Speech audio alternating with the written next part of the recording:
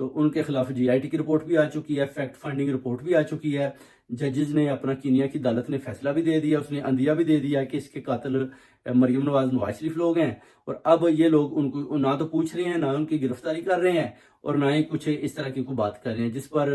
overseas community بڑی سخت ناراض ہے، اور اسپیشلی میں بھی پیغام دیتا ہوں کہ آپ ان کو گرفتار کریں، گرفتاری کے بعد آپ ان کا جو کیس ہے نا ملٹری کسٹڈی کورٹ میں چلائیں ارشد شریف کا، تاکہ ارشد شریف کو بھرپور طریقے سے ادھر سے انصاف ملے، اور جو اپنا اس کو انصاف ملے گا تو پھر آئین اور قانون کے مطابق جو ہے پاکستان کا اپنا پرچم وہ بلند ہوگا، اور